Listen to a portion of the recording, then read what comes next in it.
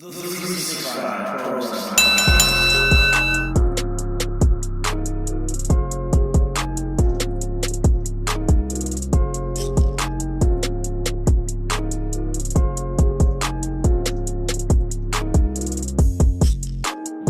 365 Nation, I told you we were going to talk to her. She is here right now, the Queen of Horror, Sabrina Kyle. Hey, what's up? We're just so happy you came today, and actually I'm at your place today, and we're hanging out, and you're giving me the time to talk to you. So let's dig right into things. You've been around a long time now. When did you start training?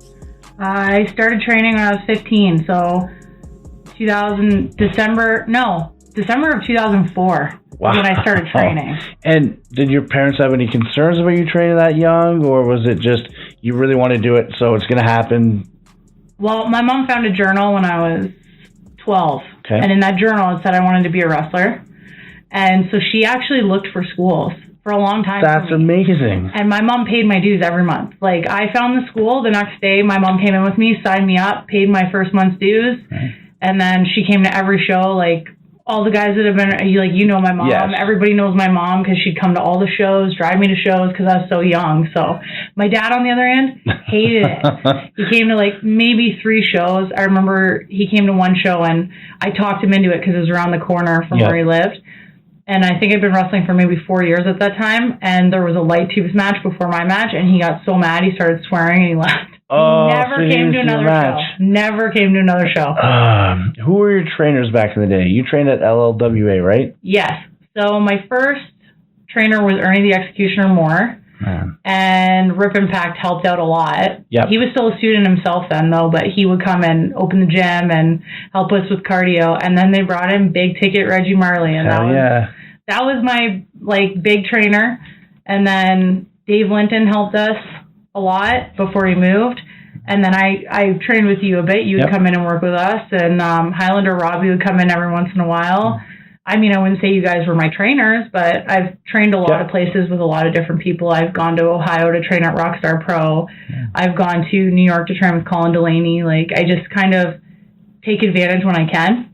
And I think that's a huge thing. I like to train my guys one way and then tell them to listen to everybody, though. And if something sticks, keep it. If it doesn't, let it go. But you can learn from everybody in this business, and I think you do. Yeah, for sure. So you started managing. Did you start managing first?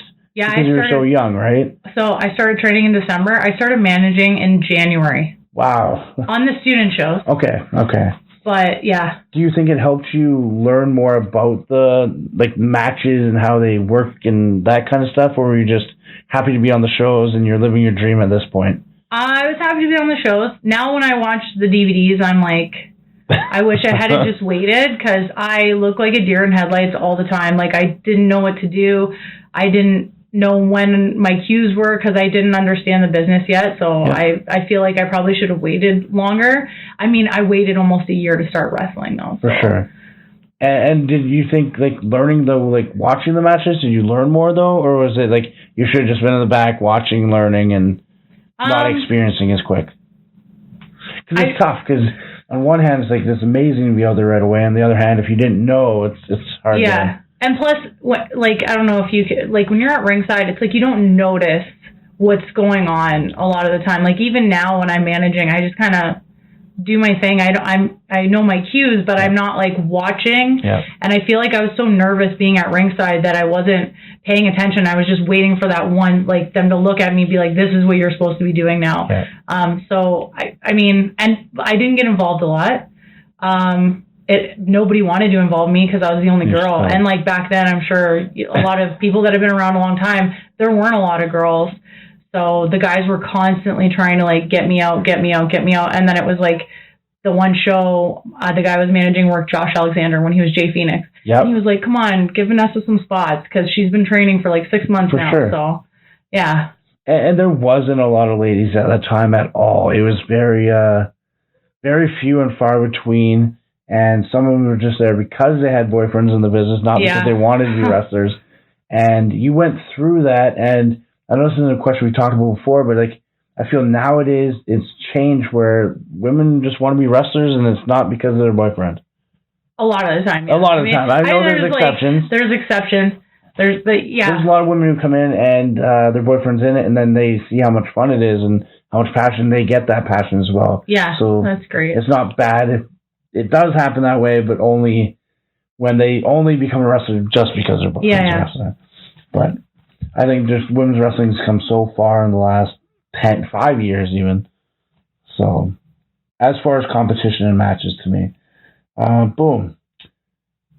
So, when was your first match? Do you remember who it was or what year it was? So, I remember who it was against because I actually have the DVD in my closet. Nice.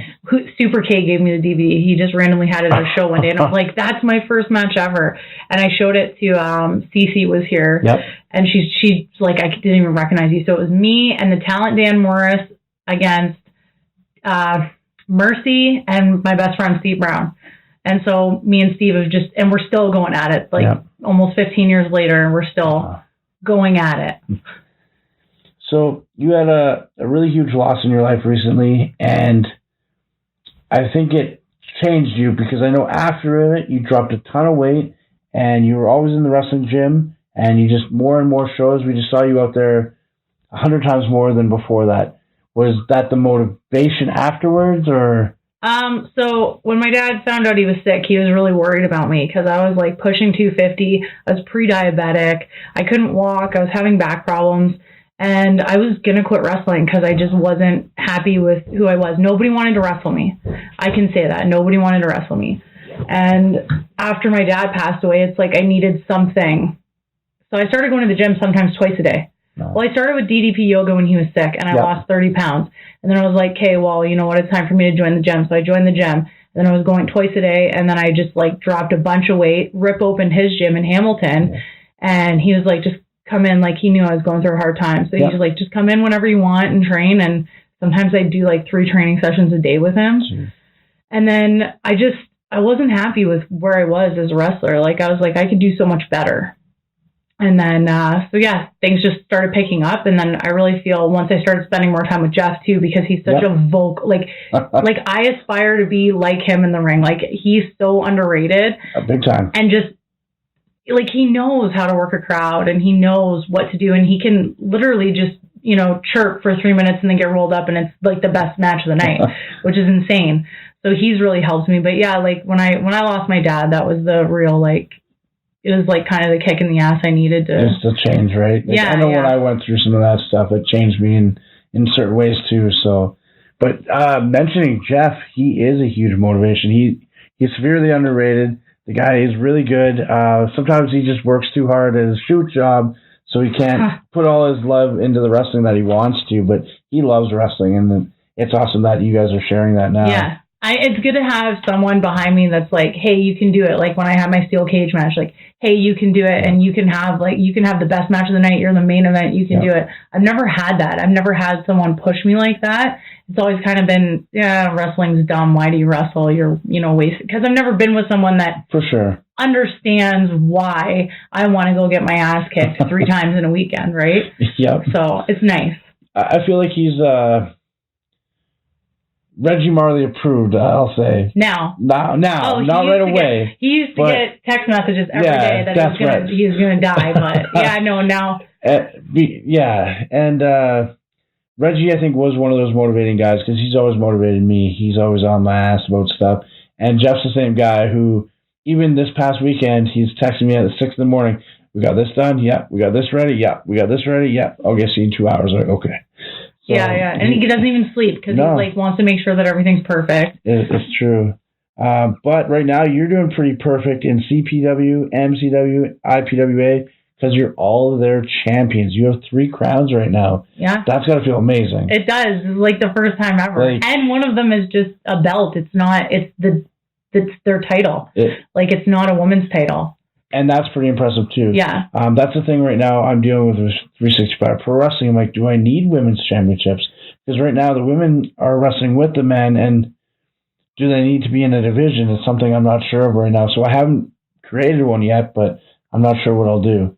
Yeah, I mean, I see myself, I'm like, women's wrestling to me is, and I said this a million times, I don't like women's wrestling, okay? I like women who are wrestlers, and I just consider it to be wrestling, right?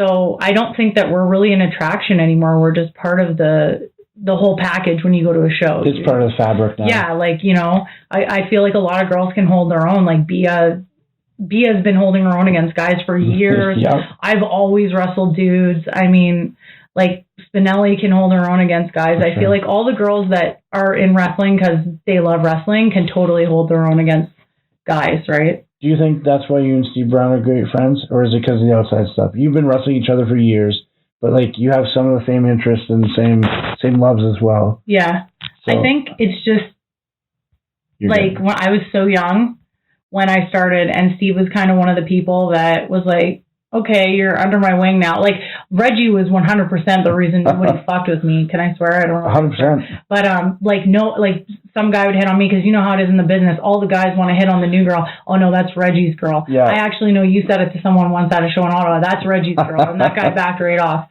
But Steve has always kind of been there for me. And, like, my kid calls him Uncle Steve. And I'm really close with his daughters. And you know, like, his daughter's picture is on my fridge. Yeah.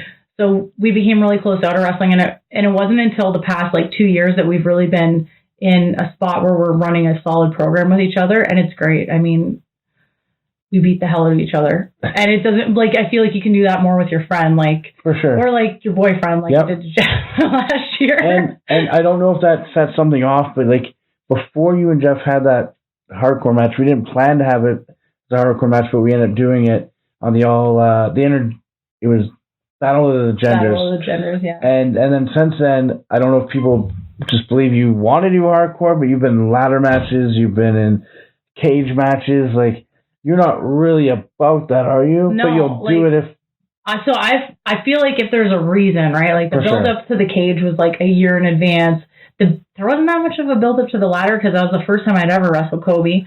And that was for the CPW championship, correct? Yeah. I was super nervous, but I had a lot of fun because I'm scared of heights. Had you wrestled Kobe before that? Never. Scared of heights in a ladder match, too. I'm scared of heights. It was a ladder match, and I know Kobe, like, will beat the hell out of me just like a dude, which was great because I had a lot of fun. But, yeah, I just feel like before that match with Jeff, I'd never done anything with chairs or anything like that, and I was very, like, reserved. And though I like to say I'm a submission specialist, I don't, do the chair thing. But then after that match, I was like, just the adrenaline rush. Like, the adrenaline rush you get when you're wrestling is one thing, but when there's, like, weapons involved and it's, like, like, that match was insane. No one knew who I was. That was the first time I'd ever wrestled in Guelph, and I came out, and, like, people wanted to see me beat Jeff's ass. And I remember after the show, even the main event match with Josh and Homicide and the two girls, I had people coming up to me and being like, oh, your match was so great. Like, that was the best match on the card. And for me, that was a really big deal because I was like, holy shit. Like, that's the first time I've ever wrestled Jeff. Yep. And, like, yeah, we beat that. Well, it was wild. It was wild. I remember that. All right. So, we're trying to have small podcasts here, so I'm going to reel you in quick. We're going to have you on again, but what are your 2020 goals and ambitions? Well, I want to work for 365. February 29th. Yeah. Because it's my hometown now, like where I'm living. And I want to work you in a singles. You've been on my list for a few years now. Yeah. I have like a list that I'll put on my Instagram of like mostly guys that I want to work. Yep. I want to work Spinelli. That'd be awesome. This year, I've never worked on a singles, only in tag matches. I'd like to have a few more hardcore matches with Jeff. Yep. And, I kind of just want to, like, take over the indie scene this year again. I mean, 2018 was a really big year for me. 2019 was a bigger year. 2020, I feel, is going to be the biggest year for me so far. So, and I know I'm going to be 30 this year. So that's 15 years in the business and kind of a big deal for me. So for sure. That's your anniversary. 15 years is huge. You said you have a list you sometimes post on social media. Where can people find you on social media? Okay, so my Instagram handle is queen_of_horror_S_Kyle. And that's pretty much where I post everything. Okay. I don't really use Twitter. I guess because I'm old, I don't really get it. Like every once in a while I'll post something on there. But yeah, if you want to follow what I'm doing, I usually post everything on Instagram. So awesome. Thank you very much for doing this. And I can't wait to have you again.